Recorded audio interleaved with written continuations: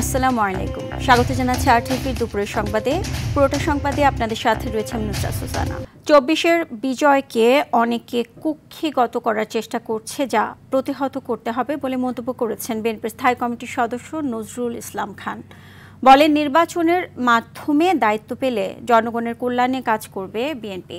দলটির সিনিয়র যুগ্ম মহাসচিব রুহুল কবির রিজভী বলেন, ব্যাংকে শেখ হাসিনার ভল্টে পাওয়া স্বর্ণ তার দলের কোনো নেতার কিনা তাও হয়তো অনুসন্ধানে বেরিয়ে আসবে। শামীম চৌধুরীর সহায়তায় আরও জানাচ্ছেন সাদিয়া কানিস। 90-এর ছাত্র গণ অভ্যুত্থানে শহীদ ডাক্তার শামসুল আলম খানের 35তম শাহাদাত বার্ষিকী উপলক্ষে আলোচনা সভায় অংশ নেন বিএনপি নেতারা। জাতীয় প্রেস ক্লাবে 90-এর ডাকসু ও সর্বদলীয় ছাত্র ঐক্য আয়োজিত সভায় শহীদ ডাক্তার মিলনের আত্মত্যাগের কথা তুলে ধরেন বক্তারা। দেশনেত্রী বেগম খালেদা জিয়া দীর্ঘ 9 বছর আপসীর নেতৃত্ব দিয়েছিলেন। অনুষ্ঠানে বিএনপির সিনিয়র যুগ্ম মহাসচিব রুহুল কবির রিজভী বলেন, জাতীয় পার্টির ভূমিকায় দীর্ঘদিন ক্ষমতায় টিকে থেকেছে শেখ হাসিনা ও এরশাদ মিলে গণতন্ত্রকে হত্যা করেছে বলেও অভিযোগ করেন রিজভী। ব্যাংকের ভোল্ট থেকে 2টি ভোল্ট থেকে 832 ভরি সোনা বেরোচ্ছে কিভাবে, এবং আরো অনেক ভোল্টের সোনা আছে। এটা কার সোনা? এটা এই স্বর্ণ ভরিগুলা শেখ হাসিনার না তার দলের কারো? এইটা নিয়ে এখন এক ধরনের কথাবার্তা চলছে, হয়তো 2-1 দিনের মধ্যে সেটা প্রকাশ পাবে। এরশাদ এবং হাসিনা তারা একটা অর্থনীতি তৈরি করেছিলেন, ইকোনমিক্স, ইংরেজি হচ্ছে ইকোনমিক্স। আর এখন এই 15.5 বছর যেটা চলেছে সেটাকে বলা হতো হাসিনোমিক্স। এই হাসিনোমিক্স চলেছে। হাসিনোমিক্স কি? ব্যাংকের টাকা যারা ঋণ নিচ্ছেন তারা ফেরত দেবেন না, এটা হাসিনোমিক্স। এবং ঋণ নেওয়ার পর সেই ঋণের কিস্তি পরিশোধ না করে আবার ঋণ নিতে পারবেন, এই আইনও শেখ হাসিনা করেছিলেন। এখন 6.5 লক্ষ কোটি টাকা খেলাপি ঋণ হয়ে গেছে। দলটির স্থায়ী কমিটির সদস্য নজরুল ইসলাম খান বলেন, 24-এর বিজয়কে কেউ কেউ কুক্ষিগত করার চেষ্টা করছে। গণতন্ত্র প্রতিষ্ঠায় নির্বাচন প্রয়োজন। নিজেদের স্বার্থে অনেকেই বিজয়কে কুক্ষিগত করার চেষ্টা করে, মনে করে যে এই বিজয় সম্পূর্ণই তার। এই বিজয়ে যে আরো অনেকের অংশগ্রহণ আছে, এই বিজয়ে যে আরো অনেকেই সঙ্গী আছে, এগুলো অনেকেই তখন মনে রাখতে চায় না। আলোচনা সভায় বিএনপি চেয়ারপারসনের সুস্থতা কামনায় দোয়া ও মোনাজাত করেন 90-এর ডাকসু ও সর্বদলীয় ছাত্র ঐক্য। সাদিয়া কানিজ, আরটিভি, ঢাকা। জুলাই গণঅভ্যুত্থানে প্রথম শহীদ আবু সাইদ হত্যা মামলায় 21তম সাক্ষী হিসেবে ট্রাইব্যুনালে আজ সাক্ষ্য শেষে কথা বলছেন মিজানুর রহমান।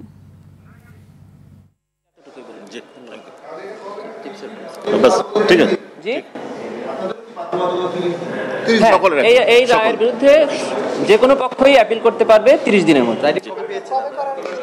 আমরা অনেক আগেই পেয়েছি, 17 তারিখ থেকে। জি, আপনারা কবে করবেন? আমরা 30 দিনের মধ্যেই করব। Within time. এই সপ্তাহে ওবায়দুল কাদের, সালমানের সভা, জুনায়েদ আহমেদ পলক সহ বেশ কয়েকজনের বিরুদ্ধে মামলা শেষ হয়ে যাওয়ার কথা। এটা আপডেট তদন্ত শেষ পর্যায়ে শুনেছি, 2-1টা তদন্ত শেষ হয়েছে, কিন্তু এখনো ফর্মালি রিপোর্ট আমাদের কাছে আসে নাই। আশা করছি পেয়ে যাব। ঠিক আছে, ধন্যবাদ। না, দর্শক, প্রসিকিউটর মিজানুর রহমান কথা বলছিলেন, আপনারা দেখছিলেন তার সরাসরি সম্প্রচার। অপরিকল্পিত নগরায়ণ বছরান্তে অগ্নিকাণ্ডের শঙ্কা বাড়াচ্ছে। মানুষ ও নগর বাঁচাতে সবকিছুর হ্রাস টেনে ধরার পরামর্শ দিয়েছেন বিশেষজ্ঞরা। স্বাভাবিক সময়ের তুলনায় শীতে আগুনের ঘটনা বাড়লেও দায়সারা তদন্ত না করে প্রকৃত কারণ উদ্ঘাটনের তাগিদ তাদের। নাশকতার প্রশ্নটিও এড়িয়ে না যাওয়ার পরামর্শ বিশেষজ্ঞদের। খান আলমিনের রিপোর্টে থাকছে বিস্তারিত। কড়াইল বস্তিতে আগুন লাগা প্রতি বছরের নিয়মিত ঘটনা। কোনো বছর দুবারও লেগেছে। পুড়ে ছাই হয়েছে নিম্নবিত্তের স্বপ্ন, মাথা গোজার ঠাঁই। ঘটেছে প্রাণহানিও। শীতের মৌসুম শুরু হয়েছে, এরই মধ্যে ঘটে গেছে বেশ কয়েকটি ভয়াবহ অগ্নিকাণ্ড। ঢাকার বিমানবন্দর, চট্টগ্রাম ইপিজেড যার মধ্যে অন্যতম। বছরান্তে সংখ্যাটা বেড়েই চলছে। বিশেষজ্ঞরা বলছেন এটি থামবে না যদি না বন্ধ করা হয় অপরিকল্পিত নগরায়ন। ঘিঞ্জি অবস্থায় বাড়ি, অনেক বড় বড় ভবন হয়ে গেছে, ফায়ার ফাইটার ঢোকার কোনো ব্যবস্থা নাই, জরুরি অবস্থায় পানি পাওয়ার কোনো ব্যবস্থা নাই, জলাশয় নাই, কিন্তু হাজার হাজার ভবন, মানে নিরাপত্তা যেটা থাকার কথা, জননিরাপত্তা, তার কিছুই নাই। উন্নত বিশ্বে বা অন্যান্য জায়গায় যেটা থাকে যে আপনার যে কোনো জায়গায় অগ্নিকাণ্ডের ঘটনা ঘটলে ফায়ার হাইড্রেন্ট লাইন আছে, যাই সেখান থেকে হাইড্রেন্টের সাথে কানেক্ট করে ফায়ার ফাইট করতে পারে। আমাদের কিন্তু সব জায়গায় পানির উৎস খুঁজতে হয়। অনেক বিল্ডিংয়ে পানির আপনার কানেকশন আছে, অনেক জায়গায় নাই, ফায়ার হাইড্রেন্ট নাই। ফলে এটা আমাদের মানে সামগ্রিকভাবে একটা বড় দুর্বলতা আর কি। স্বাভাবিক সময়ের তুলনায় শীত মৌসুমে বাতাসে আর্দ্রতা কম থাকা এবং সবকিছু বদ্ধ অবস্থায় থাকার ফলে অগ্নিকাণ্ড বেশি ঘটে। কেবল বৈদ্যুতিক শর্ট সার্কিট কিংবা গ্যাস লিকেজের গল্প না বলে প্রকৃত কারণ উদ্ঘাটনে মনোযোগী হওয়ার পরামর্শ দিয়েছেন বিশেষজ্ঞরা। কড়াইল বস্তির মতো জায়গায়, এত ঘনবসতিপূর্ণ জায়গায়, এত মানুষ এখানে থাকে, এই জায়গাগুলোতে অগ্নিকাণ্ডের ঘটনা ঘটতে পারে। এখানে প্রচুর ইলেকট্রিক্যাল কম্পোনেন্ট আছে, এখানে প্রচুর গ্যাসিয়াস কম্পোনেন্ট আছে, সিলিন্ডার ব্যবহার করে। বাসাগুলো এমনভাবে কানেক্টেড, আপনার একটা বাড়িতে অগ্নিকাণ্ডের ঘটনা ঘটলে দেখা যাচ্ছে যে এটা দ্রুত ছড়ায় পড়ছে। ফায়ার সার্ভিস আস্তে আস্তে বড় আকার ধারণ করলে তখন দেখা যাচ্ছে ফায়ার সার্ভিসের আর কিছু করার থাকে না। এত ভয়াবহ অগ্নিকাণ্ড শুধুমাত্র শর্ট সার্কিট থেকে হয়, তারপরে আমাদের ফায়ার সার্ভিস আসতে দেরি করে, গল্পগুলো একই রকম, কিন্তু মানে ডেভাস্টেশন তো অনেক বেশি, ধ্বংসযজ্ঞ অনেক বেশি। কেন আমরা অগ্নিকাণ্ডগুলো দ্রুততার সাথে নিভাতে পারি না এবং কেন অগ্নিকাণ্ডগুলো এত বড় হয়ে যাচ্ছে, তার পেছনে কোনো অভ্যন্তরীণ বা মানে আন্তর্জাতিক কোনো ষড়যন্ত্র আছে কিনা, সব কিছু মিলেই মনে হয় অগ্নিকাণ্ডগুলোকে দেখা উচিত। নগর পরিকল্পনা ও নিরাপত্তায় জড়িত সংস্থাগুলোকে দায়বদ্ধতার আওতায় আনার জোর তাগিদ দিয়েছেন বিশেষজ্ঞরা। খান আলামিন, RTV, ঢাকা। সড়ক পরিবহন আইন 2018 দিয়ে দেশে নিরাপদ সড়ক নিশ্চিত সম্ভব নয় বলে মনে করেন বিশেষজ্ঞরা। তারা বলছেন আইনটিতে নিরাপদ সড়ক নিশ্চিতের বিষয়টি উপেক্ষিত, তাই নিরাপদ সড়কের জন্য আলাদা একটি আইন জরুরি। সড়ক পরিবহন কর্তৃপক্ষ জানিয়েছে বিষয়টি নিয়ে কাজ শুরু করেছেন তারা।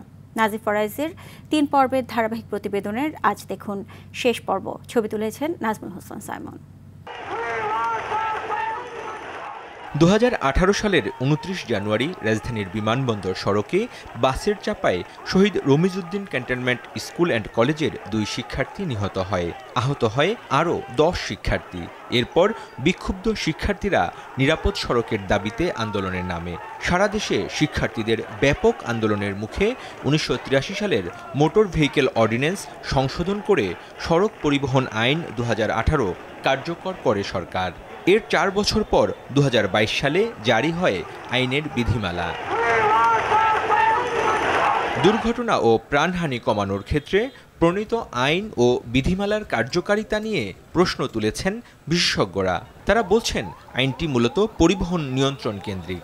নতুন আইনের মোট 126টি ধারার মধ্যে মাত্র 2টিতে সরাসরি সড়ক নিরাপত্তার কথা স্থান পেয়েছে। সড়ক পরিবহন আইন 2018 এটা সড়ক পরিবহন আইন মাত্র, এটা সড়ক নিরাপত্তা আইন না, যার ফলে এটা নিঃসন্দেহে সড়কে মানুষের জীবনমালের নিরাপত্তা দিতে পারে না, কারণ এটা সেফ সিস্টেম বেসড অ্যাপ্রোচের ভিত্তিতে করা হয়নি। এই আইনটা করা হয়েছে পরিবহনকে কিভাবে সুচারু রাখা যায়। ইন্স্যুরেন্সটা এমন একটা জিনিস চালককে ভদ্র করে, যেই চালক দুর্ঘটনা ঘটায় তার ইন্স্যুরেন্সের প্রিমিয়াম বেড়ে যায়, আর যেই ড্রাইভার খুব নিরাপদে গাড়ি চালিয়ে দুর্ঘটনা কম ঘটায় সেই নিরাপদ চালক হিসেবে তার ইন্স্যুরেন্সের প্রিমিয়াম কমে যায়। মানুষ ইন্স্যুরেন্সের প্রিমিয়াম কমানোর জন্য ও কিন্তু ভদ্র থাকে। শাস্তিও বাড়ানো হয়েছে এবং জরিমানাও কিন্তু বাড়ানো হয়েছে, কিন্তু এই বাড়ানোটা যদি কারো সোর্স অফ ইনকাম হয়ে যায় তাহলে তো কোনো আইন দিয়েই তো কিন্তু কোনো কাজ হবে না, কিন্তু এটা প্রয়োগ করা হয় না। প্রয়োগ করা হয় এবং সেটার মধ্যেও কিন্তু আবার ম্যানেজেবল সিস্টেমে প্রয়োগ করা হয়, যার ফলে এটার ধার আমরা পাচ্ছি না। এছাড়া 167টি বিধির মধ্যেও নিরাপত্তারগুলো বেশ সংক্ষিপ্ত। গতিসীমা, সিটবেল্ট, রক্তে অ্যালকোহল ও নেশাদ্রব্য সহ অনেক বিষয়ে স্পষ্ট নির্দেশনা নেই। অথচ যেগুলো দুর্ঘটনা বন্ধের প্রধান নিয়ামক। যানবাহনের নিরাপত্তার জন্য যা যা ফিচার লাগে সেই ফিচারগুলো এখানে নাই। যেমন ধরেন যে সিট বেল্ট থাকতেই হবে, যাত্রীদের সিট বেল্ট পরতেই হবে, গাড়ি যে চলে রাস্তায় সেই রাস্তার যে নিরাপত্তা ফিচার থাকা উচিত সেটা নাই। মদ্যাবস্থায় গাড়ি চালাতে গেলে তিনি যে সেবন করেছেন সেটা প্রমাণের জন্য যে পদ্ধতি, সেই পদ্ধতিগুলো বিস্তারিতভাবে বলা নাই। রোড ক্র্যাশ ঘটার পরে আমরা বলি গোল্ডেন আওয়ার, 1 ঘন্টার মধ্যে তাকে চিকিৎসা দেওয়া যে আহত হয়েছে সেইটা এখানে বলা নাই। বৈজ্ঞানিকভাবে তদন্ত করা দরকার, সেটার জন্য স্পেশালাইজড টিম পুলিশের কাছেই হোক যেভাবেই হোক এটা অবশ্যই আমাদের গ্রহণ করা দরকার। সেটা তো বিস্তারিত হচ্ছে রুলসের মধ্যে আসার কথা, সেটা যদি আইনেই না থাকে রুলস আসবে কিভাবে? বিশেষজ্ঞদের মতে বিদ্যমান আইন নিরাপত্তার দিক থেকে পর্যাপ্ত নয়। এই আইনের সংশোধনপূর্বক নতুন আইন করা দরকার, যেটাকে সেফ সিস্টেম বেস সড়ক নিরাপত্তা আইন আমরা বলতে চাই। আমরা নতুন আইনে বলছি যে এটা আনতে হবে এবং এগুলো না আনলে কোনোদিনই আমরা এই রোড ক্র্যাশের সংখ্যা কমাতে পারবো না এবং এই রোড ক্র্যাশে যে আমার জিডিপির 5 থেকে 12% ক্ষতি হচ্ছে সেই ক্ষতির থেকেও আমরা জাতিকে মুক্ত করতে সক্ষম হব না। বিষয়টি স্বীকার করে সড়ক পরিবহন কর্তৃপক্ষ বিআরটিএ চেয়ারম্যান জানান, বিষয়টি আমলে নিয়ে নতুন আইন প্রণয়নের কাজ শুরু করেছেন তারা। আমি মনে করি আইন করার প্রয়োজনীয়তা আছে, সেই পথ ধরেই কিন্তু রোড সেফটি আইন করার জন্য আমরা কার্যক্রম হাতে নিয়েছি। আমরা কিন্তু এটার কার্যক্রম চলছে যে রোড সেফটি আইন করার জন্য, যাতে আমরা ওই সেফটি ইস্যুগুলোকে আমরা সামনে নিয়ে আসতে পারি। সড়ক দুর্ঘটনা শুধু জানমালের ক্ষতিই করছে না, দেশের অর্থনীতিকেও পঙ্গু করে দিচ্ছে।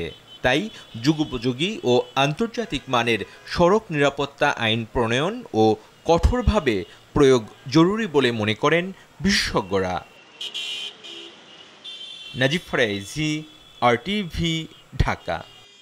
গণহত্যার মামলায় ফাঁসির রায়ের পর এবার দুর্নীতির দায়ে 21 বছরের কারাদণ্ড সাবেক প্রধানমন্ত্রী শেখ হাসিনার। রাজুকের প্লট দুর্নীতির 3 মামলায় বৃহস্পতিবার তাকে এ দণ্ড দেয় আদালত। এছাড়া তার মেয়ে সাইমা ওয়াজেদ পুতুল ও ছেলে সচিব ওয়াজেদ জয়কে 5 বছর করে কারাদণ্ড দেওয়া হয়। সরকার প্রধান হয়ে এমন জালিয়াতিকে রাষ্ট্রের সঙ্গে বিশ্বাসঘাতকতা বলে মন্তব্য করেন বিচারক। এই রায়ের মাধ্যমে এমন দুর্নীতি ভবিষ্যতে বন্ধ হবে বলে প্রত্যাশা দুদকের আইনজীবীদের। রাকিব হাসানকে সাথে নিয়ে রুদ্র রফিকের রিপোর্ট।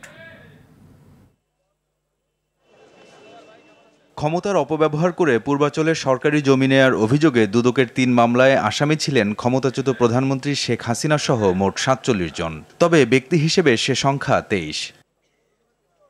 বৃহস্পতিবার এসব মামলার রায় দেন ঢাকার 5ম বিশেষ জজ মোহাম্মদ আবদুল্লাহ আল মামুন। এই রায় পড়ার সময় বিচারক পর্যবেক্ষণে বলেন, ভুয়া হলফনামা জমা দেন শেখ হাসিনা। বলেন, এই প্রতারণার মাধ্যমে রাষ্ট্রের সঙ্গে বিশ্বাসঘাতকতা করেছেন টানা 4 বারের প্রধানমন্ত্রী। আজকের এই রায়ের মাধ্যমে একটা দৃষ্টান্ত স্থাপন করলেন। আজকের এই রায়ের মাধ্যমে একটা জিনিস খুবই স্পষ্টভাবে প্রতীয়মান হয়েছে যে মা যতই ক্ষমতাশালী হোক না কেন, দেশের প্রধানমন্ত্রী হোক না কেন, তবুও দুর্নীতির মাধ্যমে যদি কোনো প্লট বরাদ্দ নিয়ে থাকেন বা প্লট বরাদ্দ দিয়ে থাকেন, তার থেকে রক্ষা পাওয়ার কোনো সুযোগ নেই। শেখ হাসিনার এই জালিয়াতির বিষয়ে তৎকালীন গণপূর্ত প্রতিমন্ত্রী ও রাজুকের চেয়ারম্যান অবগত ছিলেন বলে উল্লেখ করা হয় রায়ে। তা সত্ত্বেও প্রধানমন্ত্রীকে খুশি করতে পরস্পর যোগসাজশে প্লট বরাদ্দ দেওয়া হয়। আমরা সর্বোচ্চ সাজা যাবজ্জীবন আশা করেছিলাম, আদালত সন্তুষ্টে যা দিয়েছে। এটার উপর কোনো সিদ্ধান্ত নিতে হলে আমরা দুদক কমিশনকে আমরা অবহিত করব এই রায়। সেই রায়ের নিয়ে দুদক কমিশন যে সিদ্ধান্ত দেয় সেই সিদ্ধান্তের ফলে আমরা পরবর্তী কার্যক্রম গ্রহণ করব। পরে অন্য আসামিদেরও বিভিন্ন মেয়াদে সাজা ঘোষণা করেন বিচারক। অবশ্য বেকসুর খালাস পান গণপূর্তের প্রশাসনিক কর্মকর্তা সাইফুল ইসলাম সরকার। এমন দুর্নীতি ঠেকাতে রাজুকের নীতিমালা সংস্কার ও দুর্নীতি তথ্য প্রকাশের জন্য সুপারিশ করেন বিচারক। রুদ্র রফিক, আরটিভি, ঢাকা। আসন্ন ত্রয়োদশ সংসদ নির্বাচনকে সামনে রেখে তফসিল ঘোষণার আগে আইনশৃঙ্খলা বাহিনীর সঙ্গে ফের বৈঠকে বসেছে নির্বাচন কমিশন। সকালে রাজধানীর আগারগাঁও নির্বাচন ভবনে প্রধান নির্বাচন কমিশনার এএমএম নাসিরউদ্দিনের সভাপতিত্বে 4 নির্বাচন কমিশনার, স্বরাষ্ট্র সচিব, ইসি সচিব সহ বাহিনী ও সংস্থার শীর্ষ ব্যক্তিরা বৈঠকে অংশ নেন। বৈঠকে নির্বাচনী নিরাপত্তা পর্যালোচনা করে কর্মকৌশল নির্ধারণ করতে নির্দেশনা দেবে ইসি।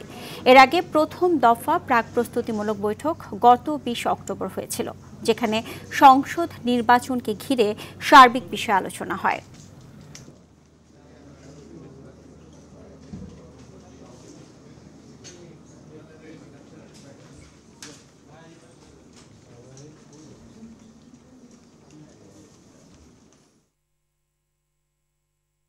সার্বিক সমন্বয়ের দায়িত্বটা স্বরাষ্ট্র মন্ত্রণালয়ের, আচ্ছা, এবং আমাদের রিটার্নিং অফিসারের। তাদের সাথে সমন্বয় করে কেন্দ্রে থাকতে হবে কি স্ট্যাটিক হিসাবে, নাকি আপনার কোন এক জায়গায় রিজার্ভ ফোর্স হিসেবে থাকবে, নাকি স্ট্রাইকিং ফোর্স হিসেবে থাকবেন, এটা ওনারা গ্রাজুয়ালি তৈরি করে নেবেন। একটা সুষ্ঠু সুন্দর সার্বিক উৎসবমুখর পরিবেশের নির্বাচনকে বাস্তবায়ন করার জন্য সর্বাত্মক সহযোগিতা সবাইকে করতে হবে এবং নিজস্ব দায়িত্ব নিজের আওতায় পালন করতে হবে, কাউকে কোনো ছাড় দেওয়া হবে না। জাহাজের নোঙরের সঙ্গে লেগে গজারিয়া নদীর তলদেশে সাবমেরিন কেবল ছেঁড়ার বরিশালের মেহেন্দিগঞ্জে লোডশেডিং অনেক মাত্রায় বেড়েছে। এতে চরম দুর্ভোগে পড়েছেন উপজেলাটির প্রায় 5 লাখ বাসিন্দা। স্থানীয়রা বলছেন, সমস্যা সমাধানে ঊর্ধ্বতন কর্তৃপক্ষকে একাধিকবার জানানো হলেও কোনো পদক্ষেপ নেওয়া হয়নি। জনদুর্ভোগ নিরসনে দ্রুত কার্যকরের উদ্যোগ নেওয়ার দাবি তাদের। বরিশাল থেকে আরিফুল ইসলামের পাঠানো তথ্যচিত্রে বিস্তারিত জানাচ্ছেন আবরার মাহি। বরিশাল জেলার সবচেয়ে দুর্গম উপজেলা মেহেন্দিগঞ্জ। 13টি ইউনিয়ন আর একটি পৌরসভা নিয়ে গঠিত এই জেলার চারপাশ নদী বেষ্টিত দ্বীপ হওয়ায় বিদ্যুৎ সরবরাহ করতে ব্যবহার করা হয়েছে সাবমেরিন কেবল। তবে জাহাজের নোঙরের আঘাতে কেবল ক্ষতিগ্রস্ত হওয়ায় প্রায় ঘটছে লোডশেডিং। কেবল ছিঁড়লে বিদ্যুৎ সংযোগ পুনঃস্থাপন করতে কখনো 7 দিন, আবার কখনো 20 দিনের বেশি সময় লাগে। ফলে চরম দুর্ভোগে পড়তে হয় শিক্ষার্থী সহ ব্যবসায়ী ও সরকারি প্রতিষ্ঠানগুলোকে। আর্থিক ক্ষতির মুখে পড়ছেন পাতারহাট সহ স্থানীয় বেশ কয়েকটি বাজারের ব্যবসায়ীরা। জাহাজগুলো নোঙর করে, এই নোঙর করার পরিপ্রেক্ষিতে প্রায় সময় আমাদের এই তারটা ছিঁড়ে যায়। দুর্ঘটনা হলে একসাথে দেখা গেছে 8 দিন 9 দিন কারেন্ট থাকে না। চিকিৎসা খাতে সমস্যা হচ্ছে, যেরকম একজনের হাত ভাঙা নিয়ে গেল, বিদ্যুতের সমস্যার কারণে সে এক্স রে করতে পারতেছে না। বিদ্যুতের সমস্যার কারণে আমাদের ছাত্রদের লেখাপড়া বিভিন্ন সময় অনেক ঘাটতি হয়ে থাকে। ব্যবসা বাণিজ্য সমস্যা হয়, অনেকে মুরগির ফার্ম দিচ্ছে, এতে বিদ্যুৎ না থাকলে এই সমস্যা হয়। টাওয়ারের মাধ্যমে যদি উপর দিয়ে আসে তাহলে আমরা একটা নিরাপদে বিদ্যুৎটা পাবো। তবে টাওয়ার স্থাপনের বিষয়ে মন্ত্রণালয়ে জানানো হয়েছে বলে জানান বিদ্যুৎ বিভাগের এই কর্মকর্তা। একটা সাবমেরিন কেবল ডিফেক্ট হলে এবারে 7-8 দিন বন্ধ থাকে, এটা তো খুবই বিব্রতকর একটা অবস্থা। তো এখন আমাদের আরবি একটা কমিটি গঠন করছে, সেই কমিটির লোকজন আসছিল কয়েকদিন আগে, এসে তারা সার্ভে করে গেছে। আপনার নলবুনিয়া থেকে টাওয়ার করতে পারে, অথবা এই দিক থেকে আপনার ভোলার বিদ্যুৎ থেকে টাওয়ার করতে পারে। সাদেকপুরেও আসছিল, আমি সেখানে ছিলাম। তো টাওয়ার চালু হলে তখন এই সমস্যাটা থাকবে না আর কি। মেহেন্দিগঞ্জবাসীর চাওয়া, অতি দ্রুত টাওয়ার স্থাপনের মাধ্যমে নিরবিচ্ছিন্ন বিদ্যুৎ সেবার মান বৃদ্ধি করবে সংশ্লিষ্ট কর্তৃপক্ষ। আবরার মাহি, RTV। আধিপত্য বিস্তারকে কেন্দ্র করে রাঙ্গামাটির কাউখালী উপজেলায় আঞ্চলিক 2 দলের মধ্যে গোলাগুলিতে 1 জন নিহত ও 4 জন আহত হয়েছে। গতকাল রাতে উপজেলার দুর্গম রস্যাবিলি নামক এলাকায় এই ঘটনা ঘটে। পুলিশ বলছে, পার্বত্য চট্টগ্রাম জনসংহতি সমিতি ও ইউনাইটেড পিপলস ডেমোক্রেটিক ফ্রন্টের সংঘর্ষে JSS এর এক কর্মী নিহত হয়েছেন। সে সময় পুরো এলাকায় আতঙ্ক ছড়িয়ে পড়ে।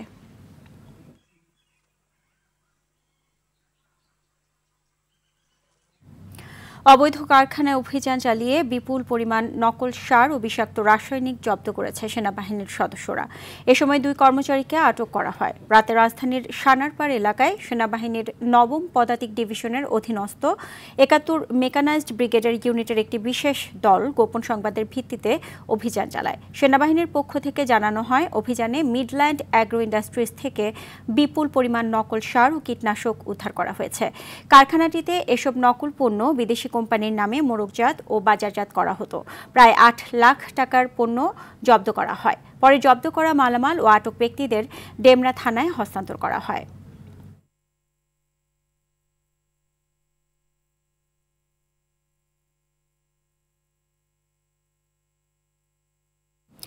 ন্যাশনাল লাইফ ইন্স্যুরেন্স কোম্পানির নরসিংদী এরিয়ার উদ্যোগে বিমা দাবির চেক প্রদান, পুরস্কার বিতরণ ও উন্নয়ন সভা অনুষ্ঠিত হয়েছে। নরসিংদী শহরের নাগরিয়াকান্দি গোল্ডেন পার্কে অনুষ্ঠান হয়। এই অনুষ্ঠানে বিমাকারীদের 1 কোটি 2 লাখ টাকা দাবি পরিশোধ করেন এই ইন্স্যুরেন্স কোম্পানির। নরসিংদী এরিয়া ইনচার্জ মোহাম্মদ ওমর ফারুকের সভাপতিত্বে প্রধান অতিথি ছিলেন কোম্পানির ভাইস চেয়ারম্যান কাজী মাহমুদা জামান। এছাড়া আরও উপস্থিত ছিলেন মুখ্য নির্বাহী কর্মকর্তা মোহাম্মদ কাজিমুদ্দিন, NLI সিকিউরিটিজের পরিচালক ডক্টর মাহমুদ এইচ জামান ও কোম্পানির সহকারী ব্যবস্থাপনা পরিচালক বাহার উদ্দিন মজুমদার। দুপুরের সংবাদ এই পর্যন্তই। জেলা সংবাদ বিকেল 4:45টায় দেখার আমন্ত্রণ রইল। এতক্ষণ সাথে থাকার জন্য সবাইকে ধন্যবাদ।